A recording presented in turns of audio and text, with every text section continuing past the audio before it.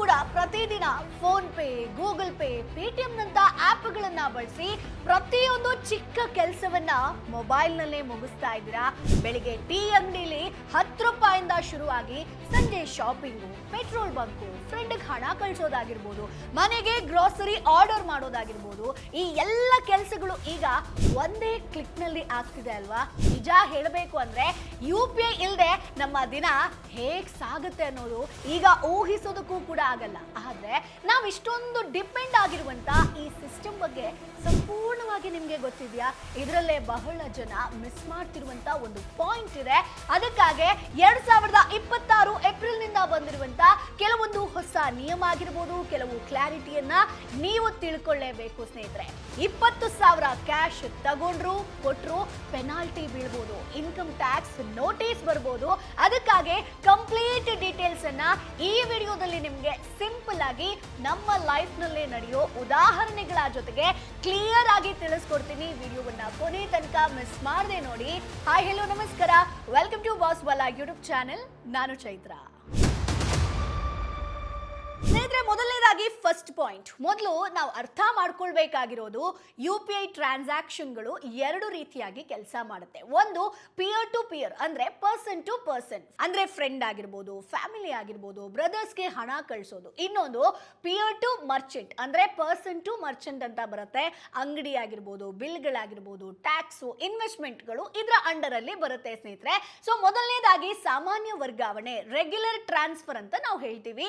ಇದು ಮೊದಲಿನಂತೆ ಇದೆ. 24 ಗಂಟೆಗಳಲ್ಲಿ ನೀವು 1 ಲಕ್ಷದವರೆಗೆ ಟ್ರಾನ್ಸ್ಫರ್ ಮಾಡಬಹುದು. ಅಂದ್ರೆ ಇದನ್ನ ನಾರ್ಮಲ್ UPI ಸ್ಪೆಂಡಿಂಗ್ ಲಿಮಿಟ್ ಅಂತ ನಾವು ಹೇಳ್ತೀವಿ. ಅಂದ್ರೆ ವ್ಯಕ್ತಿಯಿಂದ ವ್ಯಕ್ತಿಗೆ, ಪಿಯರ್ ಟು ಪಿಯರ್ ಅಂದ್ರೆ ನೀವು ಯಾರಿಗಾದ್ರೂ, ಫ್ರೆಂಡ್ಸು, ಫ್ಯಾಮಿಲಿಗೆ ಅಥವಾ ನಿಮ್ಮ ಪರ್ಸನಲ್ ಯೂಸ್ಗೂ ಕೂಡ UPI ಮೂಲಕ ಹಣವನ್ನ ಕಳಿಸೋದು ಅಂತ ಅರ್ಥ ಬರುತ್ತೆ. ಸೊ ಒಂದು ನಾರ್ಮಲ್ ಶಾಪಿಗೆ ಹೋಗಿ ಪರ್ಚೇಸ್ ಮಾಡಿ UPI ಪೇಮೆಂಟ್ ಮಾಡೋದು, ಇದೆಲ್ಲ ಕೂಡ ನಾರ್ಮಲ್ UPI ಪೇಮೆಂಟ್ಸ್ ಅಂಡರ್ ಅಲ್ಲಿ ಬರುತ್ತೆ ಸ್ನೇಹಿತರೆ. ಇದಕ್ಕಿರೋ ಲಿಮಿಟೇಷನ್ ಅಂದ್ರೆ ಒಂದು ದಿನಕ್ಕೆ 1 ಲಕ್ಷ ರೂಪಾಯಿ ಮಾತ್ರ. ಮತ್ತೊಮ್ಮೆ ಹೇಳ್ತೀನಿ, ನೀವು UPI ನಲ್ಲಿ ಫೋನ್ ಪೇ, ಗೂಗಲ್ ಪೇ ಅಥವಾ ಭೀಮ್ ಆಪ್ ಆಗಿರ್ಬೋದು, ಯಾವುದ್ರ ಮೂಲಕ ಕೂಡ ನಾರ್ಮಲ್ ಆಗಿ UPI ಮೂಲಕ ಎಲ್ಲೆಲ್ಲಿ ಹಣವನ್ನ ಟ್ರಾನ್ಸ್ಫರ್ ಮಾಡ್ತಿರೋ ಅದರ ಲಿಮಿಟೇಷನ್ ಇದು 1 ಲಕ್ಷ ರೂಪಾಯಿ ಇರುತ್ತೆ. So special UPI spending limit ಅಂತ ಬರುತ್ತೆ.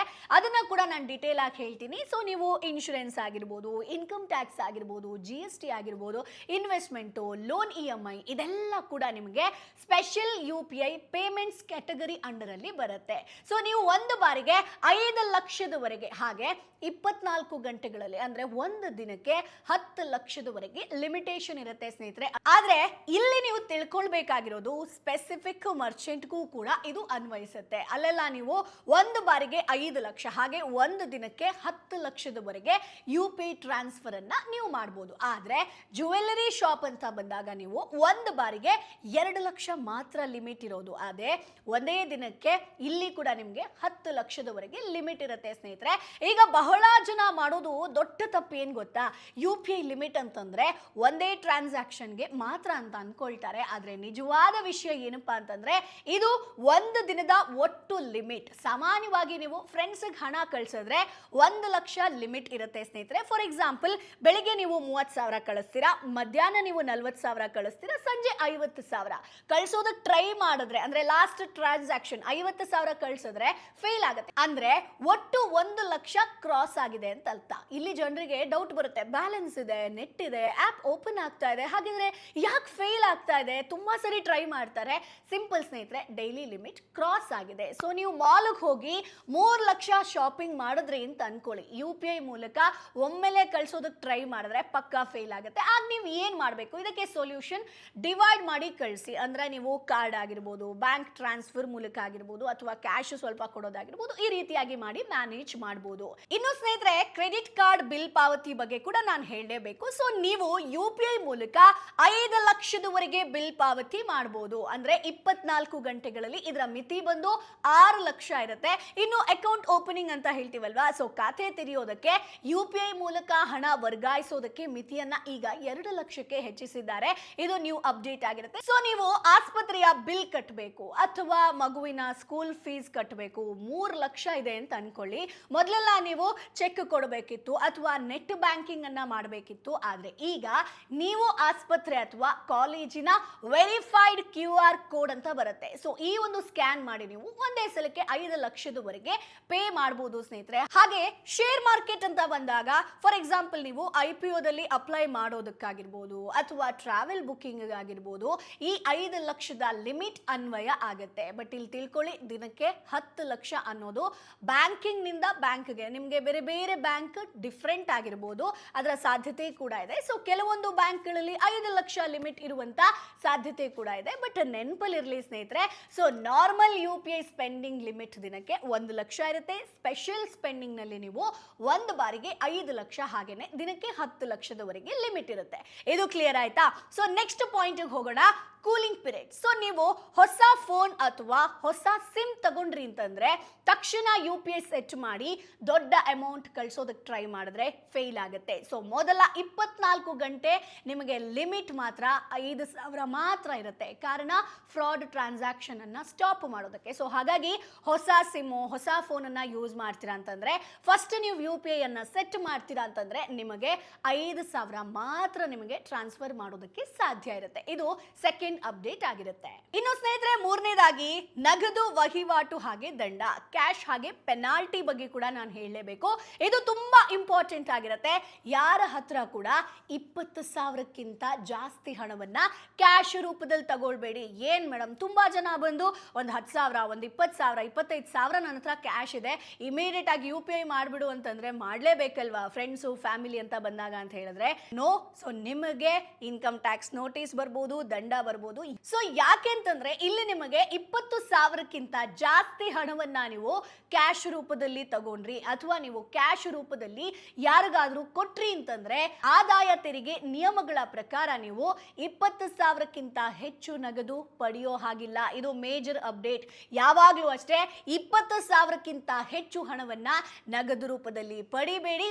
ಒಂದು ವೇಳೆ ನೀವು UPI ಮೂಲಕ ವರ್ಗಾವಣೆ ಮಾಡಿ ಬದಲಿಗೆ 20,000ಕ್ಕಿಂತ ಹೆಚ್ಚು ನಗದು ಪಡೆದ್ರೆ ನಿಮ್ಮ ಮೇಲೆ 100% ದಂಡ ಪೆನಾಲ್ಟಿ ಬೀಳ್ಬೋದು. ಅಂದ್ರೆ ಫಾರ್ ಎಕ್ಸಾಂಪಲ್ 50,000 ಕ್ಯಾಶ್ ಅಲ್ಲಿ ತಗೊಂಡ್ರಿ ಅಂತಂದ್ರೆ ಅಥವಾ ಕೊಟ್ರಿ ಅಂತಂದ್ರೆ 50,000 ದಂಡ ಕಟ್ಟಬೇಕು. ಸೊ ಯಾವಾಗ್ಲೂ ಕೂಡ ಬ್ಯಾಂಕು UPI ಅಂದ್ರೆ ಡಿಜಿಟಲ್ ಮೋಡ್ ನಲ್ಲೇ ವ್ಯವಹಾರ ಮಾಡಿ ಅದರಿಂದ ಕ್ಯಾಶ್ ಟ್ರಾನ್ಸಾಕ್ಷನ್ ಅನ್ನ 20,000ಕ್ಕಿಂತ ಜಾಸ್ತಿ ಮಾಡಬೇಡಿ. ಸೊ ನೀವು ಕೇಳ್ಬೋದು, 25-30,000 ಕ್ಯಾಶ್ ತಗೊಂಡ್ರೆ ಅಥವಾ ಕೊಟ್ರೆ ಪೆನಾಲ್ಟಿ ಹಾಕ್ತಾರಾ ಮೇಡಮ್, ಅವ್ರಿಗೆ ಹೆಂಗ್ ಗೊತ್ತಾಗುತ್ತೆ, ನೋಟಿಸ್ ಕಳಿಸ್ತಾರಾ ಅಂತೆಲ್ಲ.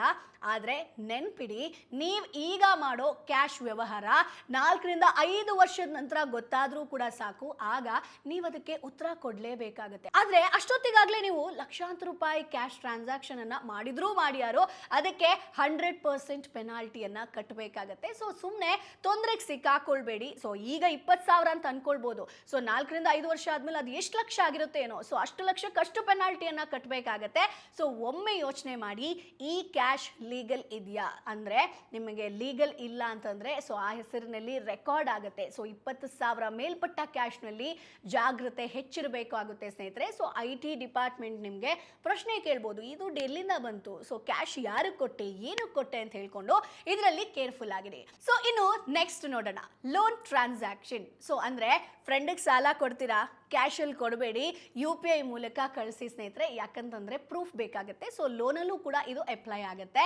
ನೆಕ್ಸ್ಟ್ GST ನಿಯಮಗಳು. ಸೊ ನೀವೇನಾದ್ರೂ ಬಿಸ್ನೆಸ್ ಮಾಡ್ತಾ ಇದ್ರೆ ಈ ಪಾಯಿಂಟ್ ನೀವು ಕೇಳಲೇಬೇಕು. ಸೊ ನೀವು ವಸ್ತುಗಳನ್ನ ಅಂದ್ರೆ ಗೂಡ್ಸ್ ಗಳನ್ನ ಮಾರಾಟ ಮಾಡ್ತಿದ್ರಿ ಅಂತಂದ್ರೆ ಪ್ರಾಡಕ್ಟ್ ಬೇಸ್ಡ್ ಬಿಸ್ನೆಸ್ ಮಾಡ್ತಾ ಇದ್ರೆ ವರ್ಷಕ್ಕೆ 40 ಲಕ್ಷ ಟರ್ನ್ ಓವರ್ ದಾಟಿದ್ರೆ ಸ್ನೇಹಿತರೆ GST ರಿಜಿಸ್ಟ್ರೇಷನ್ ಕಡ್ಡಾಯ ಇರುತ್ತೆ. ಅದೇ ನಿಮಗೆ ಸರ್ವಿಸ್ ಬೇಸ್ಡ್ ಬಿಸ್ನೆಸ್ ಮಾಡಿದ್ರೆ ನೀವು 20 ಲಕ್ಷ ಟರ್ನ್ ಓವರ್ ದಾಟಿದ್ರೆ GST ಕಟ್ಟಲೇಬೇಕು. ಸೊ ತುಂಬಾ ಜನ ಏನ್ ಮಾಡ್ತಾರೆ ಗೊತ್ತಾ, ಸೊ ಬಿಸ್ನೆಸ್ ಪೇಮೆಂಟ್ಸ್ ಅನ್ನ ಪರ್ಸನಲ್ UPI ಐಡಿಗೆ ತಗೊಂಡ್ಬಿಡ್ತಾರೆ. ಸೊ ಹೀಗೆ ಮಾಡಬೇಡಿ. ಇದು ಟ್ಯಾಕ್ಸ್ ಇಲಾಖೆ ಕಣ್ಣಿಗೆ ಬಿದ್ರೆ ದೊಡ್ಡ ಪ್ರಾಬ್ಲಮ್ ಆಗುತ್ತೆ. ಅಂದ್ರೆ ವ್ಯಾಪಾರಸ್ಥರಿಗೆ ಟರ್ನ್ ಓವರ್ ಆಧಾರದ ಮೇಲೆ GST ಕಡ್ಡಾಯ ಆಗಿರುತ್ತೆ. ಫಾರ್ ಎಕ್ಸಾಂಪಲ್ ನೀವು ಒಂದು ಸಣ್ಣ ಬಟ್ಟೆ ಅಂಗಡಿ ನಡೆಸ್ತಿದ್ದೀರಾ ಅಂತ ಅನ್ಕೊಳ್ಳಿ. ವರ್ಷಕ್ಕೆ ನಿಮ್ಮ ಒಂದು ವ್ಯಾಪಾರ ಅಂದ್ರೆ ಟರ್ನ್ ಓವರ್ 40 ಲಕ್ಷ ದಾಟಿದ್ರೆ ನೀವು ಕಂಪಲ್ಸರಿ GST ನಂಬರ್ ಅನ್ನ ತಗೋಬೇಕಾಗತ್ತೆ. ಸೊ ಗ್ರಾಹಕರಿಂದ GST ಕಲೆಕ್ಟ್ ಮಾಡಲೇಬೇಕಾಗತ್ತೆ.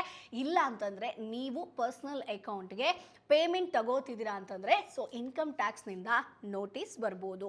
ಸೊ ಹಾಗಾಗಿ ಬಿಸ್ನೆಸ್ ಮಾಡೋರಿಗೆ ಇಲ್ಲಿ ಸರ್ವಿಸ್ ಬೇಸ್ಡ್ ಆದ್ರೆ 20 ಲಕ್ಷ ಮೇಲಾಗಿದ್ರೆ GST ಬೇಕು, ಪ್ರಾಡಕ್ಟ್ ಆದ್ರೆ 40 ಲಕ್ಷ ಮೇಲಾಗಿದ್ರೆ GST. ಸೊ UPI ಟ್ರಾನ್ಸಾಕ್ಷನ್ಗಳು ಎಲ್ಲ ಟ್ರ್ಯಾಕ್ ಮಾಡುತ್ತೆ ಸ್ನೇಹಿತರೆ. ಸೊ ರಿಜಿಸ್ಟ್ರೇಷನ್ ಮಾಡಿಲ್ಲ ಅಂತಂದ್ರೆ ಫ್ಯೂಚರ್ನಲ್ಲಿ ಈ ಒಂದು ಪೆನಾಲ್ಟಿಯನ್ನ ನೀವು ಕಟ್ಟಬೇಕಾಗತ್ತೆ. ಇನ್ನು ಸ್ನೇಹಿತರೆ ತುಂಬಾ ಜನರಿಗೆ UPI ಮೂಲಕ ಗಿಫ್ಟು ಉಡುಗೊರೆ ಬರುತ್ತಲ್ವಾ, ಅಂತವ್ರು ಈ ವಿಡಿಯೋ ನೋಡಲೇಬೇಕು. ಸೊ 50,000ದವರೆಗೆ ಸಾಮಾನ್ಯವಾಗಿ ಟ್ಯಾಕ್ಸ್ ಇಲ್ಲ ಸ್ನೇಹಿತರೆ, ಅದಕ್ಕಿಂತ ಹೆಚ್ಚು ಟ್ಯಾಕ್ಸೇಬಲ್ ಆಗಬಹುದು. ಅಂದ್ರೆ ಇಲ್ಲಿ ನಿಮಗೆ ಎಕ್ಸಾಂಪಲ್ ಸಹಿತ ಹೇಳ್ತೀನಿ. ಫ್ರೆಂಡಿಂದ ಅಥವಾ ಬೇರೆಯವರಿಂದ UPI ಮೂಲಕ ದುಡ್ಡು ಗಿಫ್ಟ್ ಆಗಿ ಬಂದ್ರೆ ಟ್ಯಾಕ್ಸ್ ಇದೆಯಾ? ಖಂಡಿತ ಇದೆ ಸ್ನೇಹಿತರೆ. ಆದಾಯ ತೆರಿಗೆ ನಿಯಮಗಳ ಪ್ರಕಾರ ನೀವು ಒಬ್ಬ ವ್ಯಕ್ತಿಯಿಂದ 50,000ದವರೆಗೆ ಗಿಫ್ಟ್ ಅನ್ನ ಪಡ್ಕೊಳ್ಬಹುದು. ಸೊ ಅದಕ್ಕೆ ಯಾವುದೇ ತೆರಿಗೆ ಇರೋದಿಲ್ಲ. ಆದ್ರೆ ಅದಕ್ಕಿಂತ ಹೆಚ್ಚಾದ್ರೆ ಇಡೀ ಮೊತ್ತದ ಮೇಲೆ ತೆರಿಗೆಯನ್ನ ನೀವು ಪಾವತಿಸಬೇಕಾಗತ್ತೆ. ಬಟ್ ಏನಾದರೂ ವಿನಾಯಿತಿ ಇದೆಯಾ ಮೇಡಮ್? ಖಂಡಿತ ಹೌದು. ನಿಮ್ಮ ತಂದೆ ತಾಯಿ ಅಣ್ಣ ಆಗಿರ್ಬೋದು ಅಥವಾ ರಕ್ತ ಸಂಬಂಧಗಳಿಂದ ಬರೋ ಹಣಕ್ಕೆ ಟ್ಯಾಕ್ಸ್ ಇಲ್ಲ ಸ್ನೇಹಿತರೆ. ಮದುವೆ ಸಮಯದಲ್ಲಿ ಬರುವಂತ ಗಿಫ್ಟ್ಗಳಿಗೆ ಎಷ್ಟೇ ಅಮೌಂಟ್ ಇದ್ರೂ ಕೂಡ ಟ್ಯಾಕ್ಸ್ ಇಲ್ಲ. ಅಂದ್ರೆ ಎಕ್ಸಾಂಪಲ್ ಹೇಳ್ತೀನಿ, ನಿಮ್ಮ ಹುಟ್ಟು ಹಬ್ಬಕ್ಕೆ ನಿಮ್ಮ ಒಂದು 10 ಜನ ಫ್ರೆಂಡ್ಸ್ ಒಬ್ಬೊಬ್ರು ಸೇರಿ ಒಬ್ಬೊಬ್ರು 6,000 ಗಿಫ್ಟ್ ಕಳಿಸಿದ್ರು ಅಂತ ಅನ್ಕೊಳ್ಳಿ. ಅಂದ್ರೆ ನಿಮ್ಗೆ ಒಟ್ಟು ಕ್ಯಾಲ್ಕುಲೇಷನ್ ಬಂದಾಗ 60,000 ಆಯ್ತು. ಇದು 50,000 ದಾಟಿರೋದ್ರಿಂದ ನೀವು ಇದಕ್ಕೆ ಟ್ಯಾಕ್ಸ್ ಕಟ್ಟಬೇಕು. ಅದೇ ನಿಮಗೆ ನಿಮ್ಮ ಅಕ್ಕ ನಿಮಗೆ ಮದುವೆಗೆ ಒಂದು ಗಿಫ್ಟ್ ಆಗಿ 1 ಲಕ್ಷ ಕಳಿಸಿದ್ರೆ ಅದಕ್ಕೆ ಟ್ಯಾಕ್ಸ್ ಇರಲ್ಲ. ಇದು ಸಿಂಪಲ್ ಸ್ನೇಹಿತರೆ, ಅರ್ಥ ಆಯ್ತು ಅಂತ ಅನ್ಕೊಳ್ತೀನಿ. ನೆಕ್ಸ್ಟ್ ಹೋಗೋಣ, cash back. So cash back ಅನ್ನೋದು ಫ್ರೀ ಮನಿ ಅಂತ ತುಂಬಾ ಜನ ಅನ್ಕೊಳ್ತೀವಿ, ಆದ್ರೆ ಕೆಲವು ಸಂದರ್ಭಗಳಲ್ಲಿ ಅದು ನಿಮಗೆ ಇನ್ಕಮ್ ಅಂತ ಆಗಬಹುದು. ಸೊ ITR ನಲ್ಲಿ ಅದರ್ ಇನ್ಕಮ್ ಅನ್ನುವಂಥದ್ರಲ್ಲಿ ನೀವು ತೋರಿಸೋದು ತುಂಬಾ ಉತ್ತಮ ಸ್ನೇಹಿತರೆ. ನೆಕ್ಸ್ಟ್ ನಾವು ಬ್ಯಾಲೆನ್ಸ್ ಚೆಕ್ ಲಿಮಿಟ್. ಸೊ ನಮಗೆ ಪ್ರತಿದಿನ ನಾವು ಎಷ್ಟು ಬ್ಯಾಲೆನ್ಸ್ ಇದೆ ನನ್ನ ಅಕೌಂಟ್ ಅಲ್ಲಿ ಅಂತ ನಾವು ನೋಡ್ತಾ ಇರ್ತೀವಲ್ವಾ. ಸೊ ಒಂದು ದಿನಕ್ಕೆ ಸುಮಾರು 50 ಬಾರಿ ಮಾತ್ರ ನೀವು ಬ್ಯಾಲೆನ್ಸ್ ಅನ್ನ ಚೆಕ್ ಮಾಡಬಹುದು. ಹೆಚ್ಚು ಮಾಡಿದ್ರೆ ರಿಸ್ಟ್ರಿಕ್ಷನ್ ಬರಬಹುದು ಸ್ನೇಹಿತರೆ. ಸೊ ಇದನ್ನ ಕೂಡ ನೀವು ನೆನಪಿನಲ್ಲಿ ಇಟ್ಕೊಳ್ಳಿ. ಇನ್ನು ಸ್ನೇಹಿತರೆ UPI ID ಡಿಆಕ್ಟಿವೇಶನ್ ಅಂದ್ರೆ UPI ಅನ್ನ ನೀವು 12 ತಿಂಗಳು ಬಳಸದೇ ಇದ್ರೆ UPI ID ಡಿಆಕ್ಟಿವೇಟ್ ಆಗಬಹುದು. ಸೊ ಹಾಗಾಗಿ ತಿಂಗಳಿಗೊಮ್ಮೆ ಬಳಸಿ ಆಕ್ಟಿವ್ ಆಗಿ ಇಟ್ಕೊಳ್ಳಿ. ಇದು ಕೂಡ ಅಪ್ಡೇಟ್ ಆಗಿರುತ್ತೆ. ಸೊ ಹಾಗಾಗಿ ಸ್ನೇಹಿತರೆ ಈ ಎಲ್ಲ ನಿಯಮಗಳು ನಿಮಗೆ ತೊಂದರೆ ಕೊಡೋದಕ್ಕಲ್ಲ, ನಿಮ್ಮ ಹಣ ಸೇಫ್ ಆಗಿರೋದಕ್ಕೆ ಸ್ನೇಹಿತರೆ, ಫ್ರಾಡ್ ಅನ್ನ ಕಡಿಮೆ ಮಾಡೋದಕ್ಕೆ, ಟ್ರಾನ್ಸಾಕ್ಷನ್ ಕ್ಲಿಯರ್ ಆಗಿರಿಸೋದಕ್ಕೆ. ಸೊ ನೀವು ಸರಿ ರೀತಿಯಲ್ಲಿ UPI ಬಳಸಿದ್ರೆ UPI ತುಂಬಾ ಪವರ್ಫುಲ್ ಟೂಲ್ ಆಗಿರುತ್ತೆ. ತಪ್ಪಾಗಿ ಬಳಸಿದ್ರೆ ಸಣ್ಣ ಸಮಸ್ಯೆ ನಾಳೆ ದಿನ ದೊಡ್ಡದು ಕೂಡ ಆಗಬಹುದು. ಬಟ್ ಇಲ್ಲಿ ನಿಮಗೆ ಕೊನೆಯದಾಗಿ ಸುರಕ್ಷಿತವಾಗಿರೋದಕ್ಕೆ ಕೆಲವೊಂದಷ್ಟು ಟಿಪ್ಸ್ ಕೊಡ್ತೀನಿ. ಸೊ ಮೊದಲನೇದಾಗಿ ಪ್ರತ್ಯೇಕ ಬ್ಯಾಂಕ್ ಅಕೌಂಟ್ ಅನ್ನ ಇಟ್ಕೊಳ್ಳಿ. ಸೊ UPI ವಹಿವಾಟುಗಳಿಗಾಗಿಯೇ ಒಂದು ಪ್ರತ್ಯೇಕ ಬ್ಯಾಂಕ್ ಖಾತೆ ಇಟ್ಕೊಳ್ಳೋದು ತುಂಬಾ ಯೂಸ್ಫುಲ್ ಆಗುತ್ತೆ. ನಿಮ್ಮ ಮುಖ್ಯ ಉಳಿತಾಯ ಖಾತೆಯನ್ನ ಅಂದ್ರೆ ಸೇವಿಂಗ್ಸ್ ಬ್ಯಾಂಕ್ ಅಕೌಂಟ್ ಅನ್ನ ಲಿಂಕ್ ಮಾಡಬೇಡಿ ಸ್ನೇಹಿತರೆ. ಇದರಿಂದ ಯಾವುದಾದ್ರೂ ಫ್ರಾಡ್ ವಹಿವಾಟು ನಡೆದ್ರೂ ಕೂಡ ನಿಮ್ಮ ಒಂದು ಹಣ ಸುರಕ್ಷಿತವಾಗಿರುತ್ತೆ. ಇನ್ನು ದಾಖಲೆ ನಿರ್ವಹಣೆ, ಡಾಕ್ಯುಮೆಂಟ್ ಅನ್ನುವಂಥದ್ದು ತುಂಬಾ ಇಂಪಾರ್ಟೆಂಟ್. ನೀವು ಮಾಡುವಂತ ಪ್ರತಿಯೊಂದು ವಹಿವಾಟಿನ ದಾಖಲೆ ಇಟ್ಕೊಳ್ಳಿ ಸ್ನೇಹಿತರೆ. ಇದು ITR ಅಥವಾ GST ಫೈಲ್ ಮಾಡುವಾಗ ತುಂಬಾ ನಿಮಗೆ ಹೆಲ್ಪ್ಫುಲ್ ಆಗುತ್ತೆ. ಇನ್ನು ಸ್ನೇಹಿತರೆ ತೆರಿಗೆ ನಿಯಮವನ್ನ ಪಾಲಿಸಿ ಸ್ನೇಹಿತರೆ. ಸೊ ಬಿಸ್ನೆಸ್ ಮಾಡೋರು ಯಾವಾಗಲೂ ಕೂಡ QR ಕೋಡ್ ಮೂಲಕವೇ ಪೇಮೆಂಟ್ ಅನ್ನ ತಗೊಳ್ಳಿ. ಜೊತೆಗೆ ಸರಿಯಾಗಿ GST ಫೈಲ್ ಮಾಡಿ ಸ್ನೇಹಿತರೆ. ವ್ಯಾಪಾರದ ವಹಿವಾಟುಗಳು 40 ಲಕ್ಷ ಮೀರಿದ್ರೆ ಕೂಡಲೇ GST ನೋಂದಣಿ ಮಾಡ್ಕೊಳ್ಳೋದು ತುಂಬಾ ಯೂಸ್ಫುಲ್ ಆಗುತ್ತೆ. ಸೊ ನೋಡಿದ್ರಲ್ವಾ, UPI ಅನ್ನ ಸರಿಯಾಗಿ ಬಳಸಿದ್ರೆ ಅದು ವರ, ಇಲ್ಲ ಅಂತಂದ್ರೆ ತಲೆನೋವು. ಸೊ ಹಾಗಾಗಿ ಸಣ್ಣ ಪುಟ್ಟ ವಿಚಾರಗಳನ್ನ ಗಮನದಲ್ಲಿ ಇಟ್ಕೊಳ್ಳಿ ಸ್ನೇಹಿತರೆ. ಸೊ UPI ಅಲ್ಲಿ ಏನೇನು ಬದಲಾವಣೆ ಆಗಿದೆ ಅನ್ನೋದನ್ನ ಡಿಟೇಲ್ಡ್ ಆಗಿ ಈ ವಿಡಿಯೋದಲ್ಲಿ ನಿಮಗೆ ತುಂಬಾ ಸಿಂಪಲ್ ಆಗಿ ಕ್ಲಾರಿಟಿಯನ್ನ ಕೊಟ್ಟು ಎಕ್ಸ್ಪ್ಲೈನ್ ಮಾಡಿದ್ದೀನಿ. ಸೊ ಈ ವಿಡಿಯೋ ನಿಮಗೆ ಯೂಸ್ಫುಲ್ ಆಗಿರುತ್ತೆ ಅಂತ ಅನ್ಕೊಳ್ತೀನಿ. ಜೊತೆಗೆ ಈ ವಿಡಿಯೋನ ಒಂದಷ್ಟು ಜನರಿಗೆ ಶೇರ್ ಮಾಡಿ. ಬಿಕಾಸ್ ಇವತ್ತು ಮಾಡುವಂತ ಸಣ್ಣ ತಪ್ಪುಗಳು ನಾಳೆ ದೊಡ್ಡ ಸಮಸ್ಯೆ ಆಗಿ ನಮ್ಮ ಮುಂದೆ ಬರಬಾರ್ದು. ಸೊ ಹಾಗಾಗಿ ಈ ವಿಡಿಯೋನ ನಿಮ್ಮ ಫ್ರೆಂಡ್ಸು ಫ್ಯಾಮಿಲಿಗೆ ಶೇರ್ ಮಾಡೋದನ್ನ ಮರಿಬೇಡಿ. ಏನಾದರೂ ಡೌಟ್ ಇತ್ತು ಅಂತಂದ್ರೆ ಕಮೆಂಟ್ ಬಾಕ್ಸ್ ಅಲ್ಲಿ ನೀವು ತಪ್ಪದೇ ಕೇಳ್ಬೋದು. ಮುಂದಿನ ಎಪಿಸೋಡ್ ಅಲ್ಲಿ ಮತ್ತೆ ನಿಮ್ಮನ್ನ ಭೇಟಿ ಆಗ್ತೀನಿ. ಅಲ್ಲಿವರೆಗೂ ಬೈ ಬಾಯ್. ಬಾಸ್ ವಾಲಾ, ಬಿ ದ ಬಾಸ್.